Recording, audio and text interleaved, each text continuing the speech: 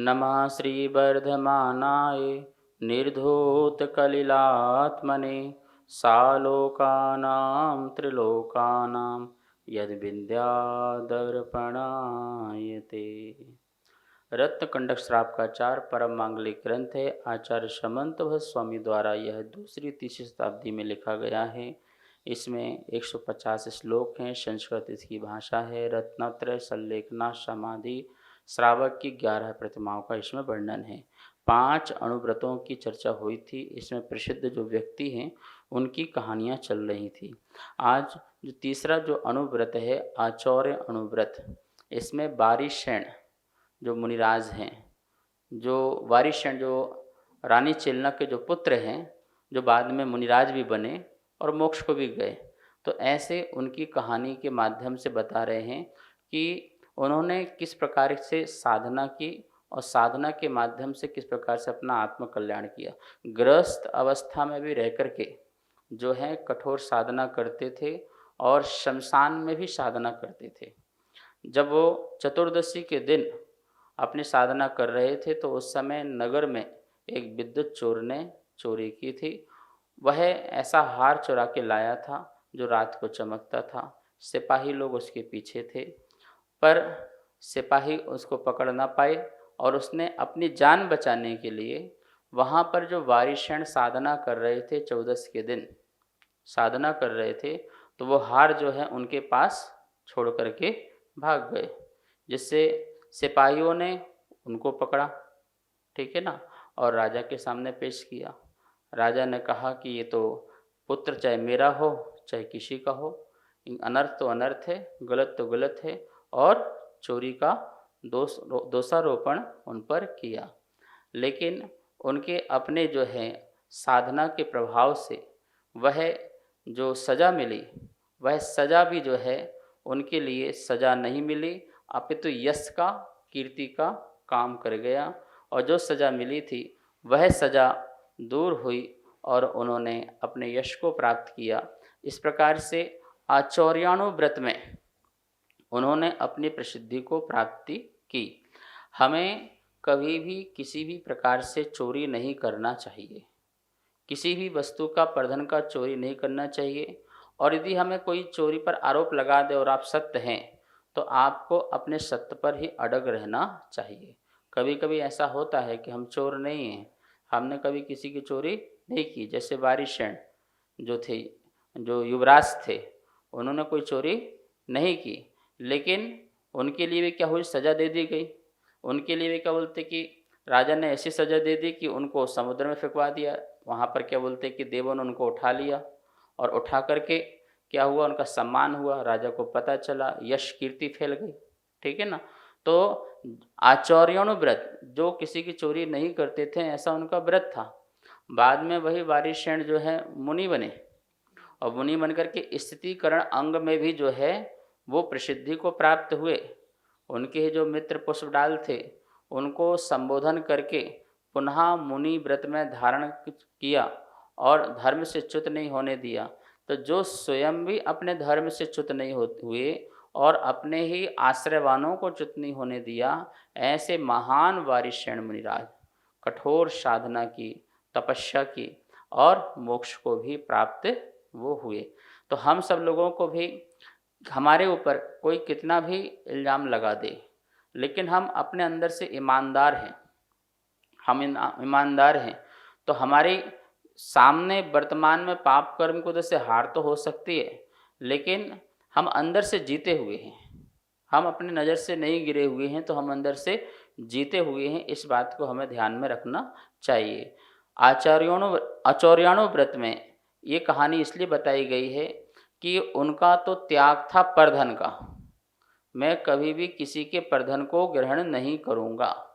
यदि कोई और व्यक्ति होता तो इतने हार को उठा करके यहाँ वहाँ जा सकता था और अपना जीवन यापन भी कर सकता था। अनमोल रत्न थे, लेकिन वो अपनी साधना में थे। यद्यपि उनको दिखा होगा कि कोई यहाँ रत्न पड़ा हुआ है, लेकिन जब उसमें अपना मोह ही नहीं है, अपना उसमें राग ही नहीं, अपना प्रेम ही नहीं है, तो वो प्रधन कुछ भी पड़ा रहे, करोड़ों अरबों का भी सामान आपके सामने पड़ा रहे तो पड़ा रहे, क्योंकि जो हम उसके मालिक ही नहीं हैं जब हमारा धन ही नहीं है तो हमारे लिए तो वो कोई मूल्यवान ही नहीं रह जाता है। तो हम सब लोगों को इस बात का ध्यान रखना चाहिए कि जो पर वस्तु हमारे पुण्य से मिली हुई है, वो भी वस्तु जो है उसमें आपका व्यवहार से अधिकार है, निश्चय से तो उसमें भी आपका वो भी अधिकार नहीं है। आपको पता है अध्यात्म में पर को अपना मानना भी कहना ये चोरी है, ठीक है ना। एक पुद्गल परमाणु भी अपना नहीं है क्या? नहीं हो सकता। हम उसके अधिकारी हो सकते हैं, उसके मालिक हो सकते हैं? नहीं हो सकते हैं। हम एक परमाणु के स्वामी नहीं हो सकते हैं, ठीक है ना। और उस परमाणु में भी हम जो अपना हक रखते हैं तो अध्यात्म कहता है ये तुम्हारी चोरी है, ये तुम्हारी क्या है? चोरी है। जब तुम्हारा अधिकार उसमें नहीं है तो तुम कैसे कह सकते हो ये मेरा है? तो अध्यात्म से यदि आचौर्य अनुव्रत पालन करना है तो पर पदार्थ में यह मेरा है, इस मिथ्यात भाव को भी हटाना पड़ेगा, इस परिणाम को भी हटाना पड़ेगा। उसमें जो राग भरा हुआ है, रागांश भरा हुआ, उस रागांश को भी हटाना पड़ेगा, ठीक है ना। तो उससे फिर हम आगे निकल पाएंगे। तो आचौर्यानुव्रत सम्यक दर्शन पूर्वक होता है, लेकिन सम्यक दृष्टि को भी पुण्य से प्राप्त वस्तुओं में राग और द्वेष हो सकता है। तो कह रहे हैं कि उस राग द्वेष को भी छोड़ना, तब जाकर के कहाँ पहुँच पाएंगे? आचौर्य महाव्रत में। कहाँ पहुँच पाएंगे? अभी सम्यक दृष्टि गृहस्थ है, प्रतिमाधारी है और परिवार है और उसके पास अभी परिग्रह है, तो जितना उसके पास परिग्रह है और परिवार है उसके प्रति उसका क्या है? मोह है। ये मेरे हैं, मैं इनका हूँ, ऐसा परिणाम अभी है। यद्यपि मिथ्यात्व वाला नहीं है, ठीक है ना, लेकिन अन्न कषाय संबंधी वाला है। तो आचर्यवन कहते हैं ऐसा परिणाम भी तेरा आचौर महाव्रत को प्रकट नहीं होने दे रहा है। क्योंकि जब तेरे मन में ये आएगा कि परमाणु मात्र मेरा नहीं है तो तुझे कोई राग नहीं होगा, राग नहीं होगा। तो जो महाव्रती बन गया, मान लो जैसे महाव्रती बन गए, साधु बन गए, अब उनको किससे राग? जो धर्मशाला में जाओ तो वहाँ रोक देते हैं, जो आहार दो तो वो आहार ले लेते हैं, विहार करना है तो विहार कर लेते हैं। मतलब उनको ना कोई पृथ्वी से राग, ना किसी धर्मशाला से, ना किसी मंदिर से, ना लोगों से। आते हैं और जाते हैं, बहता पानी जैसे रहते हैं। तो आचौर्य महाव्रत का जो है व्यवहार से भी और निश्चय से पालन करने वाले जो होते हैं वो महाव्रती ही सच्चे होते हैं। यहाँ पर कहानी के माध्यम से यह बताया गया है कि वारिशैन मुनिराज ने के ऊपर उपसर्ग आया, लेकिन उन्होंने उसका जवाब नहीं दिया, ठीक है। वो कह सकते थे कि नहीं नहीं ये मैंने नहीं किया, बोल सकते थे ना कि मैंने नहीं किया, मैंने चोरी नहीं की, ये मेरे पर झूठा इल्ज़ाम लगाया जा रहा है। जो सत्य व्यक्ति होता है वो अपना ज़्यादा व्याख्यान नहीं करता है। जो व्यक्ति झूठा होगा ना वो ज़्यादा चीखेगा, चिल्लाएगा और अपनी आवाज़ तेज करेगा और बताएगा। जब आपस में झगड़ा होता है और कोई व्यक्ति गलत हो तो तुम देखना कैसे होगा, उसका जो व्यवहार होगा बिल्कुल एक अजीब तरीके से होगा और आदमी पहचान सकता है कि यही बोल रहा है ज़्यादा, इसका मतलब यही गलत है, ये अपनी बात को ऊपर डालना चाह रहा है, इसका मतलब यही सबसे ज़्यादा गलत है। लेकिन जो सत्य है तो वो सत्य वाला व्यक्ति जो होता है वो ज़्यादा बोलता नहीं है, ठीक है। मेरा पाप कर्म का उदय है, मेरा अपयश कर्म का उदय है, आप बोल रहे हो बोलो, मैं तो कुछ जवाब ही नहीं दे रहा हूँ, ठीक है ना। जब मैं अपने आप के प्रति ईमानदार हूँ तो फिर मुझे जवाब देने की ज़रूरत ही क्या है। मैं जानता हूँ, भगवान जानते हैं, केवल ज्ञान में सब दिख रहा है, तो उसमें हम संतुष्ट रहें, हम संक्लेशित ना हों, अपने परिणामों को खराब न करें। पर आप कहेंगे महाराज जी व्यवहार में ऐसे कैसे चलेगा, बिना बोले तो फिर चलता ही नहीं है, वरना लोग तो हमें बेवकूफ़ समझेंगे, हमें तो चोर ही समझेंगे। तो समझने वाला समझे, तुम्हारी आत्मा तो नहीं समझ रही ना, तुम्हारे अरहंत तीर्थंकर तो नहीं समझ रहे हैं ना, उनके ज्ञान में तो आप झलक रहे हो ना, उनके ज्ञान में तो आप सत्य है ना।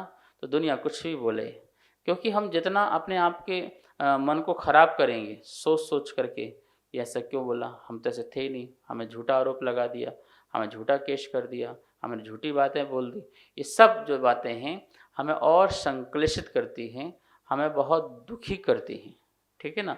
हम जैसे वारिशैन जी थे, उनको उपसर्ग कर दिया, उपसर्ग क्या हो गया, उनको बांध करके समुद्र में फेंक दिया, ठीक है ना। तो बताइए वो क्या बोले, कुछ नहीं बोले। उनकी सत्य और उनका आचौर्याणु व्रत का प्रभाव जो है देवों ने दिखा दिया। किसने दिखा दिया? देवों ने दिखा दिया, सिंहासन लगा दिया। तब आप बोलोगे महाराज जी वो तो पहले आते थे, अब थोड़ी देव आते हैं, ठीक है ना। अब कोई देव नहीं आए तो अब क्या होगा? हम तो इंतजार ही करते रह जाएंगे कि हमें उठा के फेंक दिया और हम तो देवी को देखते रह गए, अब कोई बचाने आएगा, कोई बचाने आएगा। नहीं, ऐसा नहीं, ठीक है ना। देव नहीं आएंगे तो कोई और फरिश्ता आ जाएगा, कोई ना कोई और व्यक्ति आ जाएगा। और आपके जीवन में ऐसा कभी कभी होता है, जो व्यक्ति अपरिचित है, कोई व्यक्ति अनजान है। जानवर भी ऐसा होता है जो आपकी रक्षा करने वाला आ जाता है, ठीक है ना। वो तो जान पहचान का नहीं है ना, लेकिन वो आपकी रक्षा कर लेता है। समेश शिखर में जो यात्रा करने जो व्यक्ति जाते हैं, जब कभी भटक जाते हैं तो भटकते भटकते भटकते रास्ता नहीं मिलता है, तो वहाँ पे कौन आ जाता है सामने से? एक कुत्ता आ जाता है। वो आपको साथ साथ ले साथ चलता है और आपको सही रास्ते में छोड़ देता है, लास्ट तक छोड़ देता है। कहाँ से आ जाता है भाई? कोई भी आ सकता है। यदि आपका पुण्य का उदय है तो आपके अपरिचित व्यक्ति भी परिचित व्यक्ति बन जाएंगे। यदि आपका पाप कर्म का उदय है तो जो परिचित हैं वो भी क्या हो जाएंगे? अपरिचित हो जाएंगे। ध्यान रखना, पुण्य के उदय में और सत्य के साथ ही सब लोग खड़े होते हैं। यदि पुण्य का उदय नहीं है और सत्य भी नहीं है तो कोई तुम्हारे साथ में खड़े नहीं हो सकते हैं, ठीक है ना। पाप का उदय होता है तो जो पुण्यशाली जो जीव हैं, लेकिन पाप का उदय उस समय आया महापुरुषों के लिए भी, तो कोई देवी देवता ने उनका सहयोग नहीं किया। लेकिन जब पुण्य का उदय आया तो सारे चपरासी की तरह सामने खड़े होकर के सेवा में लगे रहे। तो ये व्यवस्था संसार की कर्मजन्य है, इसे हमें स्वीकार करना पड़ेगा। तो इस कहानी से हमें बहुत सारी शिक्षाएं मिलती हैं कि एक तो चोरी नहीं करना चाहिए। जैसे उन सिपाहियों ने चोरी की, बाद में तो पकड़े गए और उनको सज़ा भी मिली, तो कभी ना कभी तो भेद खुलता ही खुलता है ना। भेद हमेशा खुलेगा, और जब खुलेगा तो अपमानित भी होना पड़ेगा, ठीक है, लज्जित होना पड़ेगा। संसार में जो है अपयश को प्राप्त होना पड़ेगा, धनहीन होना पड़ेगा। चोरों के साथ क्या होता है? जेल होती है, सज़ा होती है और उनको फिर मारा भी जाता है, ताड़ना प्रताड़ना और सब कुछ होता है। और पहले के समय तो ऐसे नहीं होता था कि चोरी की और जेल में बंद कर दिया, ऐसे नहीं होता था, ठीक है ना। देश निकाला, बाल उतरवाए, काले मुंह किए, गधे में उल्टा बिठाया, पूरे गांव में डंडोरा पिटवाया, पूरे शहर में घुमाया, फलाना व्यक्ति जो है ये विश्वास पात्र नहीं है, ठीक है ना। अब व्यक्ति को छोड़ भी दो, मान लो वहीं पे छोड़ दो, अथवा देश से भी निकाला भी रख दो। यदि वहाँ भी छोड़ दिया तो व्यक्ति जी के करेगा क्या? हर व्यक्ति की नज़र में तो गिर गया ना। आज के समय क्या है, चोरी की चुपचाप जेल में चला गया, कब आ गया, कब अंदर गया, कब बाहर आया, पता ही नहीं चला, ठीक है ना। लेकिन उस समय तो पूरा उस समय बैंक कैसे चलते थे? बैंक कैसे चलते थे? बैंक में आपको कुछ गिरवी रखना पड़ता था। तो किसी के पास अब कुछ नहीं है तो बैंक पैसा देगा, तो उसको अपना नाम गिरवी रखना पड़ता था। क्या रखना पड़ता था? नाम गिरवी रखना पड़ता था, ठीक ना। जैसे भट्ट राम है तो राम शब्द गिरवी रख दो, भट्ट रह गया, तो क्या रख जाएगा? और राम गिरवी रख जाएगा। अब पूरा डंडोरा पीट दिया जाएगा कि इन्होंने इतना पैसा लिया है, अपना नाम गिरवी रखा है, ये आज से भट्ट कहलाएंगे, जब पैसा चुका देंगे तो राम भट्ट होंगे, ठीक है ना। तो ये नाम भी उनका गिरवी हो जाता था। तो मतलब किस प्रकार से व्यवस्थाएं थी, उन व्यवस्थाओं को देखो। तो यहाँ पर हमें कहानी के माध्यम से बहुत सारी शिक्षाएं भी मिल जाती हैं और भी अन्य प्रकार की शिक्षाएं मिल जाती हैं। वारिसेन की कथा आपको ध्यान रखना है कि एक तो राजकुमार थे, वो किसके क्या थे, किसके थे? पुत्र किसके थे? रानी चेलना। रानी चेलना कौन थी? महावीर स्वामी की मौसी। कौन थी? ठीक है नहीं, मौसी। 7 बहनें थी ना, प्रियकारिणी आदि, तो ये मौसी थी। तो महावीर स्वामी की मौसी, उनसे उत्पन्न हुआ पुत्र वारिसेन, जो प्रजा की रक्षा करने में जो था बहुत ही अच्छा था। और उसके बाद अपनी साधना में हर चतुर्दशी के दिन शमशान घाट में जाकर के साधना करते थे। पहले ऐसे बहुत सारे सुदर्शन सेठ, वारिश सेन, ऐसे बहुत सारे श्रावक भी साधना कर सकता है एकांत में, शांत में।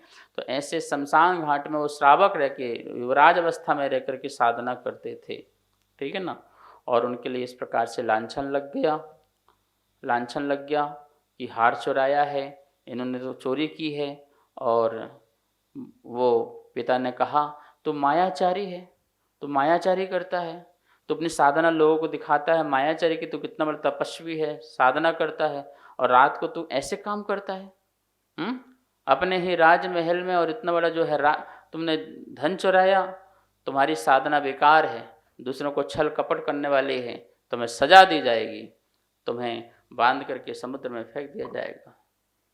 लेकिन उन्होंने कोई जवाब नहीं दिया। अब किसको क्या क्या प्रमाण दोगे? किसी को प्रमाण देने बैठ जाओगे तो एक के बाद एक देते रहोगे, तब भी कुछ नहीं हो सकता। इसका यही है, मौन रहो। क्या हो जाओ? देखो, मौन हो जाओ, समय आएगा सब स्पष्ट हो जाएगा। इस प्रगति में कुछ छिपता नहीं, इस प्रगति में कुछ छिपता नहीं है। आज नहीं तो कल, कल नहीं तो परसों सब उजागर हो जाएगा। और कम से कम अपनी नज़रों में तो नहीं छुपाना, प्रभु की नज़रों में तो नहीं छुपाना, तो इसी में खुश रहना चाहिए। और देखा आपने कि वारिश मौन रहे, सत्य की जीत हुई। और जो उनका आचौर्य अनुव्रत था कि मैं परधन को कुछ स्वीकार नहीं करूँगा, जो मेरा भाग का नहीं है और जो मैंने कमाया नहीं है, जो किसी ने मुझे दिया नहीं है, मैं उसको कभी ग्रहण नहीं करूँगा। उस आचौर्यानुव्रत का प्रभाव रहा कि उन्हें देवों के द्वारा सम्मान मिला, पूजातिशय। क्या मिला? उनकी पूजा हुई। पूजा हुई मतलब क्या? देवों के द्वारा सम्मान होना, सिंहासन मिलना, यही तो उनकी क्या हुई? पूजा हुई। और उनका अश्चर्य, उनका चमत्कार दुनिया ने देखा, जगत ने देखा। कितनों को प्रेरणा मिली कि भैया देखो, हमें भी जो है आचार्य अनुव्रत का पालन करना चाहिए। कभी भी किसी की धन पर हमारी निगाह नहीं होना चाहिए।